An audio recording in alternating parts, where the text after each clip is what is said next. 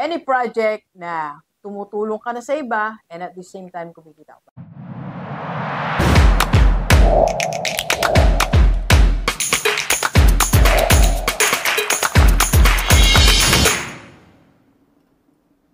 Usapang 50 years old tayo, sa lahat ng mga 50 years old. Alam mo ba na napakadali ngayon na magkaroon ng additional money para mag-increase ang cash flow natin? Kasi at age 50, naniniwala ako, you can create additional money. Okay? Let's go. Laruin natin na pag sinabi natin easy, legal pa rin tayo. Legal, maayos, disente, at pagpapaguran pa rin natin. At syempre, pupuhunanin natin. Okay? Simulan na natin. First, alam mo ba na you can earn additional money by using the referral system? Mag-join ka sa mga negosyo na nangangailangan ng referral. Unang-una, sa edad natin, 50 years old, ang dami na nating kaibigan, kamag-anak na merong matatatag na negosyo. Pangalawa, sa edad natin, ang dami na rin nating influence, ang dami na nating kakilala, ang daming taong naniniwala sa atin. Kaya pagsasamahin natin yung dalawa na yan, mag-refer ka. Mag-refer ka ng mga kakilala mong may negosyo sa mga kaibigan natin. In that way, you can earn money. This time, gawin mong intentional. Example, real estate. Meron kang kaibigan nagtatagumpay sa real estate. Sabi mo, magre-refer ako sa'yo na bibili ng lote, magre-refer ako sa'yo na bibili ng condo, so mag-usap kayo on special commission. Okay? O pwede mong i-refer ang Rockstar Seminar and Coaching. Baka may mga kaibigan ka na may mga negosyo and need ng private coaching. Pwede mong i-refer si Rockstar. Meron kang special commission. Or kailangan ng speakers, LGU, sabihin sa munisipyo, sa mga schools, kailangan ng marketing speaker, leadership speaker. Marami tayong mga topics. PM mo lang ako sa personal FB ko kung gusto mong mag-apply. Kailangan ko sa iba't ibang probinsya and even sa city. PM na sa personal level ni Doc. Ayan po yan. Okay? So, by doing this, you can easily earn money. Imagine mo, habang naipagkwentuhan ka, nakakapag-refer ka na sa iyong mga kaibigan, gumagana na ang iyong machine. Alright? Money machine. Second, buy one machine. Okay? And, ipamanage sa pamilya. For example, kahit sa bahay nyo lang, bumili ka ng isang printing machine. Yung pamangkin mo, kapatid mo, pwede mag-print.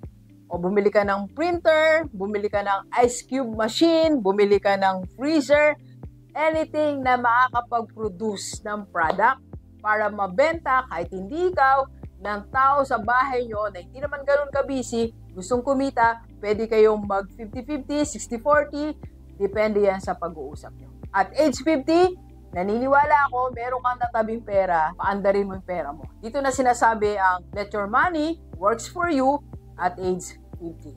Okay? Huwag sayangin yung mga naipon natin. Baka matalo lang yan ng inflation. Magtira lang tayo, of course, sabi ko nga, magtira tayo na emergency fund, magtira tayo sa future natin, pero meron ka ring certain percentage na nilalaban natin sa negosyo. And number 3, be part of an earning team. Di ba may mga kakilala kayo na nag-start mag-business o meron ng negosyo, kumikita na, baka kailangan nila ng services mo. So, pwede ikaw ang kanilang accountant, pwede ikaw yung analyst nila, pwede ikaw ang strategist nila, or pwede ikaw yung sa creative side or sa social media nila. Meron kang mayambag. At age 50, ang dami na natin pinagdaanan, natutunan sa buhay. Sayang mga certificate mo. Saan ka pa umatay ng certificate? Ilang araw, nag-aral ka? Gamitin natin yan. Okay? And number 4, pero bago yan, magkape tayo. Kape po. Number 4. Ito, simulan mo na to sell ng mga anik-anik. Ano ba yung anik-anik? Ito yung mga bagay na hindi na natin ginagamit. Ako naniniwala kahit 50,000, 100,000, kaya mong erase. Kaya mong kumita. Tinan mo yung room mo sa kwarto nyo lang. Marami kang mabibenta na di mo na ginagamit. Tinitingnan ko nga ngayon. Kanina nagsusulat ako ng script. Kung ano, dito ang dami ko rin pwedeng ibenta dito sa room na hindi ko na rin naman ginagamit yung iba. Kung gusto mong ibenta. Simulan mo ngayon. Siguro isang buwan ka nagbebenta. Makaka-raise ka ng pera, pwede mong pampunan sa ibang bagay. Number 5, run a project. Any project na tumutulong ka na sa iba and at the same time kumikita ka pa. Pwedeng t-shirt project, shoes project, kung ano mang project na nakikita natin, pwedeng watch, nakakatulong ka sa iba, then kumikita ka pa. You sell it for a cause, tumutulong ka sa isang group o isang recipient. Alright? And number 6, gawin mo na kung ano ang gusto mong gawin sa buhay. At age 50, meron ka pang pangarap na gustong gawin. Di ba matagal mo nang gustong maging vlogger? Tama? Matagal mo na rin gustong magkaroon ng coffee shop? Matagal mo na rin na gusto na magkaroon ng consultancy firm or consultancy office?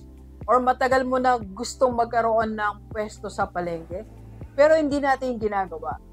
Gawin mo na yan.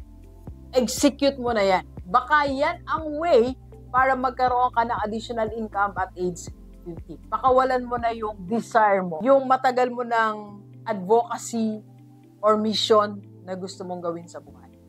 And number 7, be an agent. Doc, paano ba ang agent? Pwede ka pong mag-apply kay Doc. Marami kang pwedeng gawin sa akin as agent sa buong Rockstar. If you are interested to have other source of income sa sales, mag-PM ka lang sa personal FB ni Doc. Ayan po ang personal FB para ma-assist ka namin. Ang mahalaga, sa lahat ng age 50, meron tayong bagong gagawin. Bago matapos yung 2025, baka execute ka kahit isa lang dito para magkaroon ka ng other source of income. And if you need coach, sa lahat, kahit OFW ka, nandito sa Pilipinas, pwede tayong online or face-to-face, and you want to start something new sa buhay mo at age 50, marami na tayong natulungan ng mga followers natin ngayon nagtatagumpay sa negosyo, meron silang additional source of income, and nagagawa nila yung gusto nila. Natulungan natin through our coaching program. Kaya PM na sa personal FB ni Doc. Let's go, let's go! Sabi po tayo.